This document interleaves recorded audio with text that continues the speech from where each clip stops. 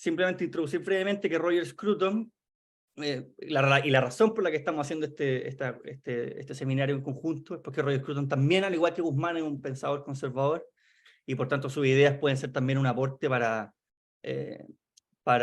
el trabajo que todas las personas que estamos participando en este momento hacemos. Ahora me voy a referir brevemente un segundo a la audiencia que está en inglés, que habla inglés.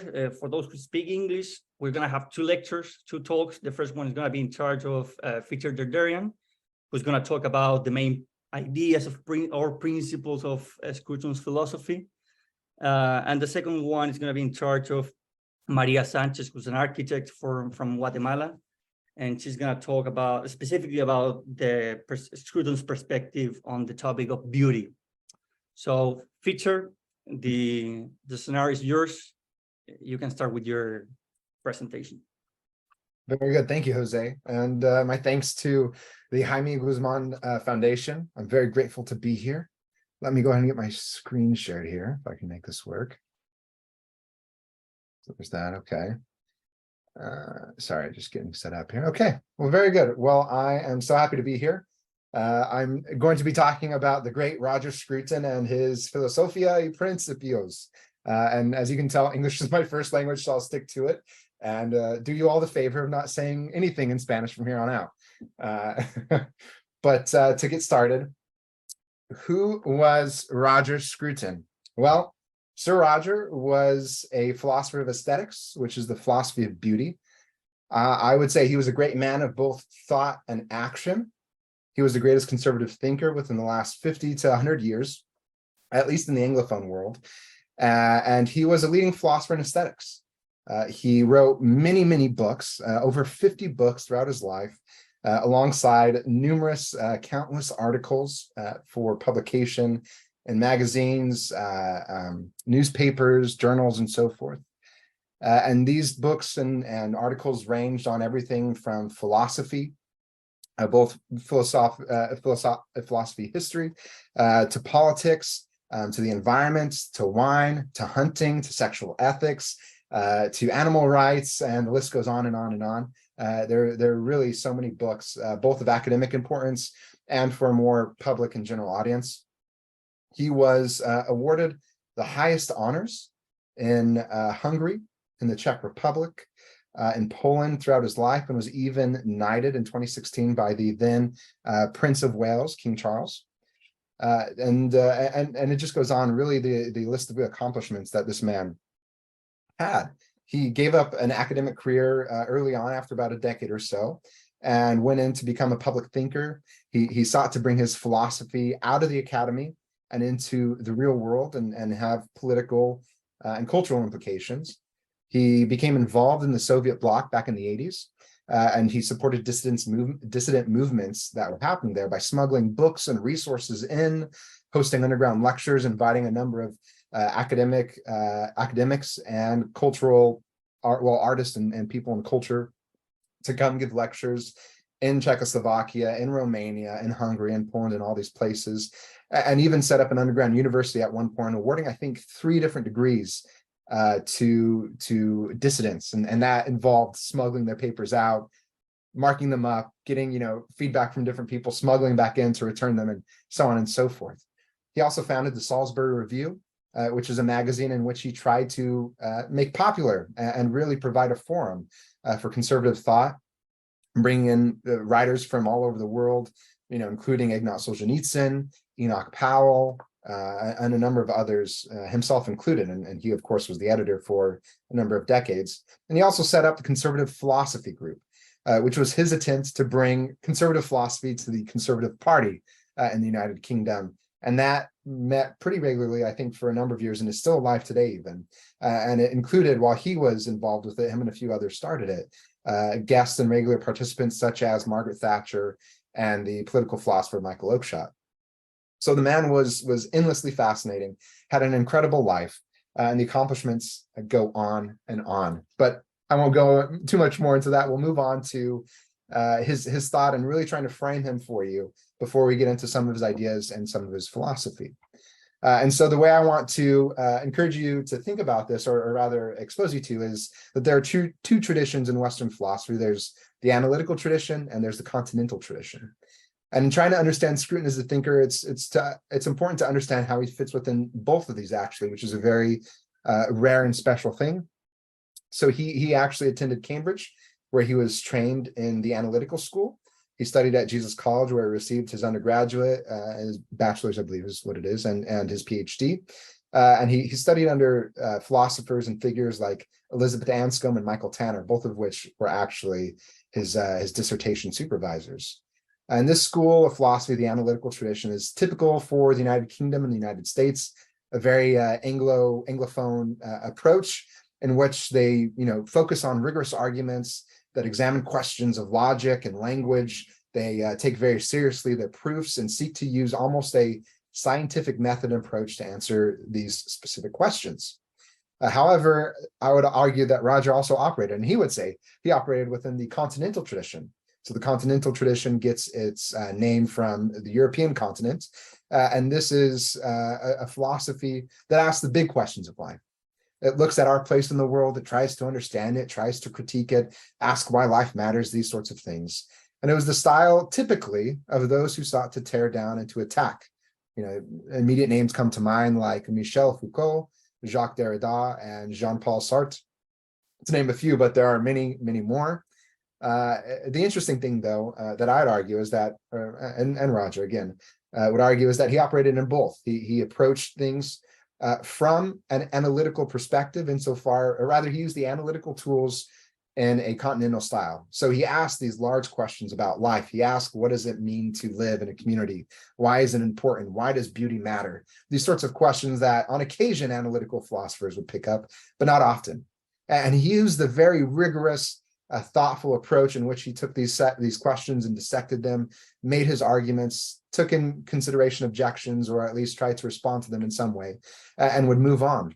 And so I think this sets him apart very uniquely. Not really many philosophers have done this since before these schools really formalized within the last 100 to 200 years.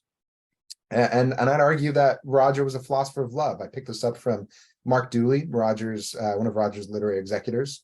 I think Scruton's philosophy can best be described as a way in which we can live well within the world. He wanted to provide a philosophy of the lived world, which is something different than some of those other thinkers that we mentioned before.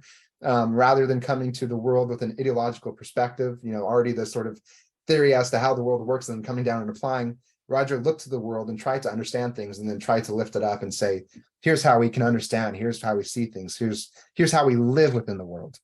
And I think this is going back to him being a conservative in some way, right? He starts from this disposition of gratitude. He looks at the world around him. He looks at civilization that he's inherited and all the wonderful things he's received, and is thankful for it. And his arguments, I think his case, is in some way a direct response to what he liked to call the culture of repudiation. And this culture of repudiation is an attitude of resentment. It's an attitude of anger, and again, a rejection at everything, seeking to tear down rather than build. And in fact, this is how he would describe conservatism. I have in this slide, as a love of what has been good to us and a forgiveness for what has not. And I think at its essence, not just politically, but philosophically, this underlines Roger as a thinker and as a person. It underlines his approach to philosophy, and it's just critical to understanding him and why he's so important, I think, in all of this, and especially today. So going on now into the actual, meat of the philosophy, trying to understand what it is he said and the ideas that he talked about. The way I'd like to frame it, and I think you can reasonably argue for Roger's work, is that it is a search for intrinsic value. Now I'm inserting and introducing a philosophical term, so forgive me. I'm going to do as little philosophical jargon as possible just to make this understandable, especially given I'm talking in English, and most of you speak Spanish, at least as your primary language. But to give you an overview, that there is intrinsic value versus instrumental value. These are philosophical categories in which we understand the world dating back to Aristotle and the ancients in philosophy. So intrinsic value, you might have heard a thing that is valuable in itself, or you can always sort of say it, but these mean slightly different things, a thing that's valuable for its own sake. when we come to an object of intrinsic value, we don't look for anything else out of it than what it is, and simply appreciate and enjoy that. Now, it's useful to compare this to instrumental value, which is something that is useful. It's a thing that helps one achieve a particular end.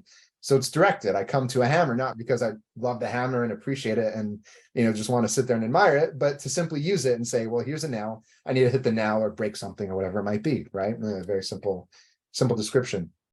So there's a lot of ways, that people kind of describe this sort of distinction: intrinsic versus instrumental value, means versus ends, objects versus subjects. But I think generally, at least, these ideas all try to get at the same thing, which is that there are certain things that are valuable in their own sake. They're valuable for themselves, and that's how we appreciate them and should appreciate them. And really, Roger's work is a search for this intrinsic value in the lived world. Again, searching for meaning. His aim was to push against the instrumentalization of those objects, which we ought to value in themselves. Things like the human person, like beauty, like culture, society, and the sacred even. He sought to stop the ever-increasing instrumentalization of this world that I would argue leads to its depersonalization, right? So think about, the line, one of the things he liked to argue, and others, I think Leon Creer, Maria, right? You can correct me if I'm wrong, but he picks up on this of the making of somewheres into nowheres and nowheres into somewheres. This idea of there are certain places that exist because they have a local character, they have personality, they're ours or they're yours or whatever it might be. And when we start to instrumentalize things, we start to depersonalize. We remove those things of character from a locality, from a people, from a culture, and make it into something that it's not, or at least it shouldn't be. And so Roger, again, I'll just argue that he challenges us to stop seeing things as means and instead focusing on them as ends in themselves. So the first thing I'll touch upon, and we'll kind of go through from here, a couple different subjects and topics that he really focused on, and how his search for intrinsic value led him down these different paths, and what he had to say. So we'll look at the human person, we'll look at art and culture, we'll look at politics, and then a little bit at the sacred at the end. So to start with, the human person. Go back to my notes. The first among these searches for intrinsic value is the human person, and Scruton challenges us to see the other as an I, and this requires us seeing the other as both an object and a subject, right? So to go into the sort of philosophical world, Scruton follows the thinking from the German philosophers Immanuel Kant and Friedrich Hegel, that self-consciousness, that self-identity are the crucial features of a rational being. These are the crucial features of being a person, that we're able to think and rationalize and come to the fact that we are an I, right? That we view things from a certain perspective, and there's something inside of us. This central feature of the human person is their subjectivity, our ability to use, like I said, and recognize the I. However, the sort of strange paradox that we exist in, we also must recognize that we exist temporally. We exist within the world. We exist as physical beings in space and time, and take up a very specific place in time. We aren't just, substances floating in the air, ghosts of something of the sort. We are actually physical persons and beings. And we are both, in the same instance, we're acted upon and centers of action. And so that we are both objects and subjects. We have to recognize that as we see ourselves as an I, we also see others as an I, and we can approach them as an object and say, here's my will, here's my act upon you. But then also we can receive that too. And because of this I experience that we all have, we are accountable. Human persons are the only creatures that assign moral praise and blame, for instance. We talk in language of morality, we talk in language of duties and responsibilities, and we expect that other people live up to these sorts of things. We ask ourselves things like, what is owed to us? And what's owed to Jose? What's owed to Maria? How do we approach these things and think through these things? And from this accountability emerges a web of interpersonal relationships. As we try to understand this web of interpersonal relationships, this web of duties or responsibilities, of belonging, of human relations, I think one helpful way to turn is to arts and culture, which is our next subject. And so I'll try to just cover this very briefly, because I know Maria will have a lot more to say and a lot more interesting things to say on it as well. But just to touch on it, aesthetics was Scruton's first love and focus. And he saw culture as a way in which we can find this intrinsic value, right? We can find this meaning in our lives, and it can teach us how to be in the world. At the center of our experience and our encounters with art is imagination, which I have on this slide, which is experiencing the knowledge of what it would be like to do something through our encounter with an artwork. And so what that means is we come to an artwork and we watch it. Say we go to a production of Romeo and Juliet. And as we watch it, we're experiencing things, and we're trying to imagine what it would be like if we were Romeo, if we were Juliet, if we were the friar. You know, are these the sorts of actions we would take? And through this very interesting and unique experience of imagination within art, we start to get an ethical vision of life. We get this knowledge of, as Roger would put it, knowledge of what, a knowledge of what to do as compared to a knowledge of how, right? And this is the sort of scientific perspective, a knowledge of how things are made, or a knowledge that things are, whether that is a knowledge of water being hydrogen and oxygen, or these sorts of things. We get this understanding of an ethical vision of life and how we ought to operate and act within the world. And so Scruton's view, it forces us not only to consider, like I said, the craft, you know, the excellence of the skill, how well they do the art, and you know, does it have proportion? Does it have good color and form? But it actually requires us to also evaluate the content, like I said. So we're asking these questions. Is this good? Would we do this? Is what the work is showing true? Is it worth showing? Does it succeed in what it attempts? And in what sort of way does it either ennoble us or do dirt on life, to use a phrase?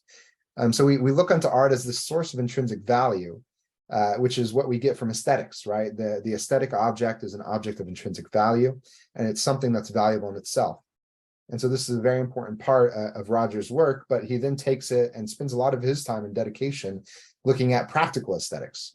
And so practical aesthetics, moving from just the, you know, kind of high culture, beautiful object in which we're looking at the art piece, whether it's a painting or a piece of music, a play, and so on and so forth, a piece of literature. It's actually looking at the practical side of things, the daily side of things, which Maria, I'm sure, will give us a wonderful talk on, which is architecture. It's the fittingness of certain things. It's when you set, you know, one of his examples he loved to use is, you know, when the young girl is setting the dinner table for guests, she places a fork and a knife here and, you know, adjusts the napkin in that way and puts the cup in that way because she's looking for it to fit. There's this idea of fittingness. And when the builder makes a door case, he's trying to figure out, is this the right ornation? Is this the right detail ornament, or is this the right detail? Does it fit? How does it look in proportion to everything else? These are very important things, and in some sense, I think decoration or ornament and detail, in this sense, are intrinsic values. They're actually what give meaning to a lot of things. When we walk into a space, you know, we walk into a church, for instance, and we hear certain sounds, experience certain smells, see certain details, and see ways of acting and operation within the space. It's imbued with something. You know, it becomes clear to us that this is a sacred place. It's not meant to do daily life in. It's meant to be lifted up in our vision. Whereas when you walk into a home, these details are able to put you at ease. They're able to turn this place of habituation or habitation, excuse me, and residence into a home that we love and want to live in. And in fact, this idea of home, going on to the next subject, into politics, is a very important idea for Scruton altogether. He spends a lot of his time, especially later on in his work. Sorry, my screen's getting a little funny here. Okay, there we are. A lot of his time later on in his work looking at this idea of home, and it becomes central to his political thinking if it wasn't, you know, early on already. But the basic insight is that humans seek to be rooted. We seek to have places that we belong to. We want to belong to a family, a community, a culture. And even people that reject, you know, their given family, their biological family, you find they often talk about, well, their chosen family. You know, they've moved into another community, a place in which they belong that has its own certain culture and customs and ways of being. And really, this is the basis for Scruton's idea that he terms oikophilia, or generally, you know, roughly translated, the love of home. And I have this definition here right now of oikophilia. He says, oikophilia is a motive that comprehends all our deepest attachments and which spills out in the moral, aesthetic, and spiritual emotions that transfigure our world, creating in the midst of our emergencies a shelter that future generations may also enjoy. Right, so for Scruton, This home is a metaphorical a place of that we inhabit. There we go. Sorry, forgive me. But it's also the literal home. It's the physical home.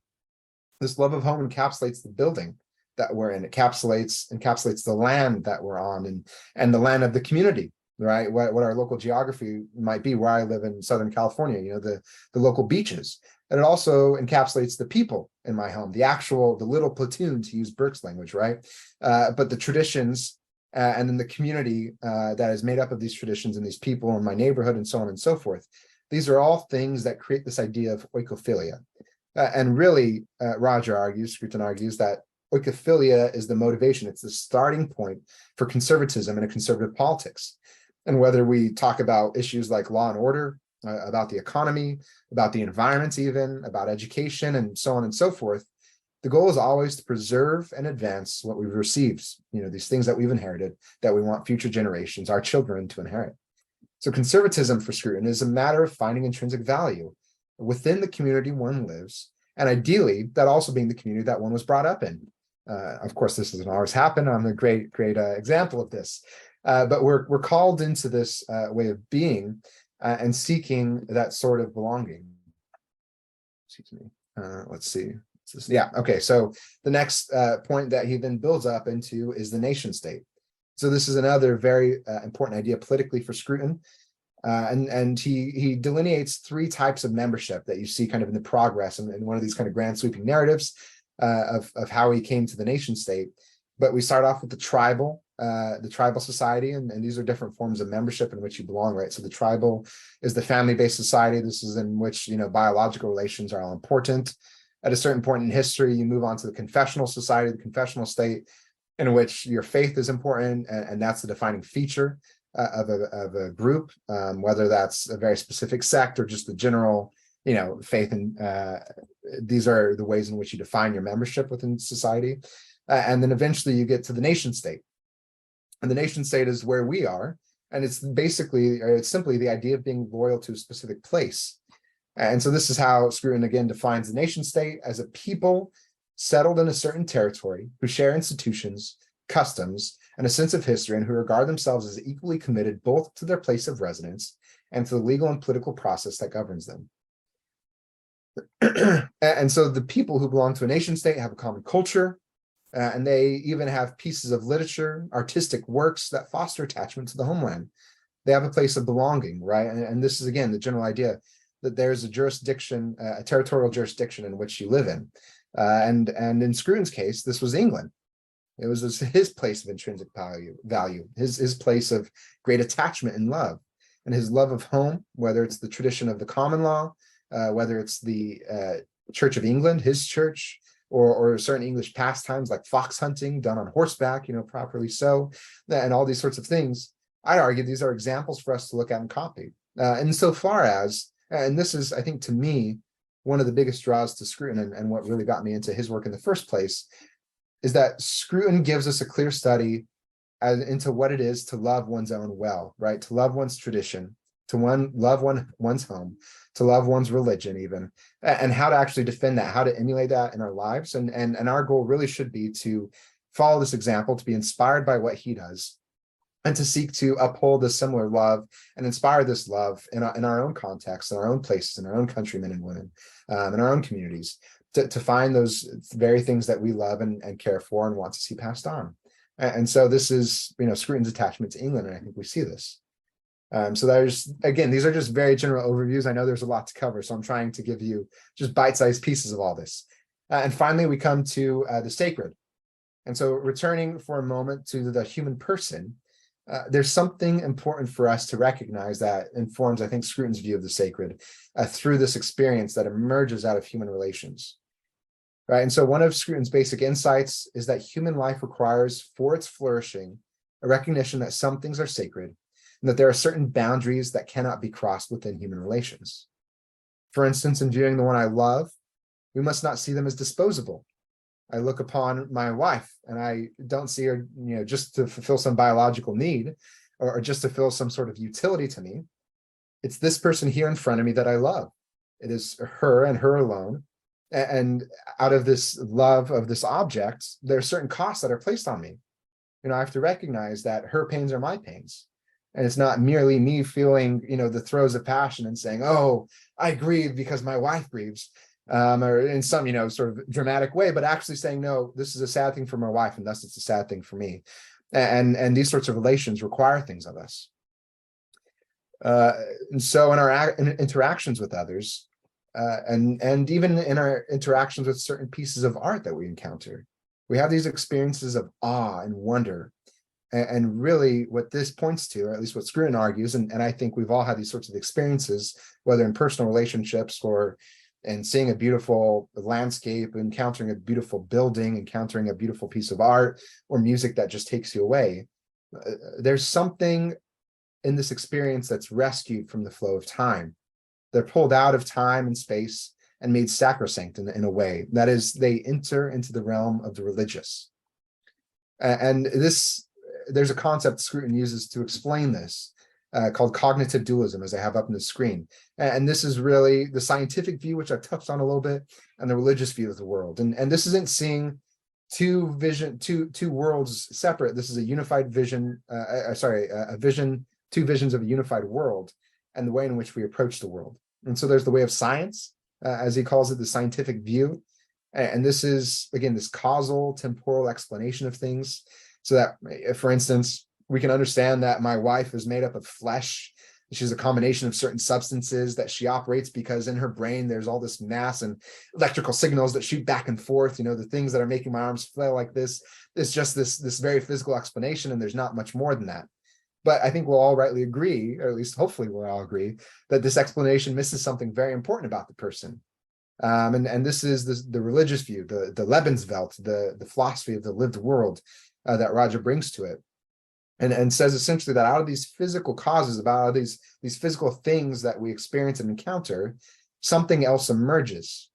We see in these physical things the interpersonal relationships and the connections that give us meaning and give us place, give us belonging. And we find in these things the intrinsic value that we're searching for. And no longer is my wife merely a bag of flesh that I'm looking at, but she's a person. And she's a person standing in front of me, and I'm encountering her face, and I'm actually seeing into it that subjectivity, and having to respond to that in a different way rather than just looking at my phone or, I don't know, this book or whatever it is that I just look at and stare at. There's actually something there that's interpersonal, and we're engaging in something serious. And really, one of the important philosophical ideas within Scruton is that appearances are actually of the most critical importance. That we are actually to take the world as we see it and we encounter it, because that's what's available to us. Yes, but also that there's really important things, that there's this religious understanding of the world that we experience through it. And I think, we can argue that cognitive dualism is a reflection of Scruton's attempt to see the intrinsic value of the world, and really allow for that sacred to break through the veil and reveal itself to us. And I would say, as would Scruton, as Scruton would say, and I agree with people like Mark Dullius, he discusses this.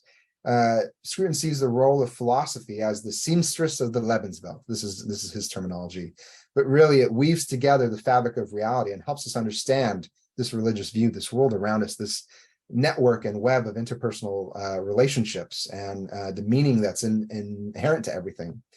And it points to the sacred and the transcendent all around us. It allows us to take note of the way that instead of taking note of the way in which science tries to explain away things and tells us to ignore certain things, philosophy and this idea of the transcendent of cognitive dualism and the sacred is really a way of Scruton trying to re-enchant the world. He's trying to get us to see the world in a religious view, a religious lens, and understand that around us and all these experiences and all these relationships and all these engagements and encounters with different things, there's really something deeper happening. So I'll end there. I hope this was at least a nice overview, and I'll let you, Maria, take it up and talk to us about beauty.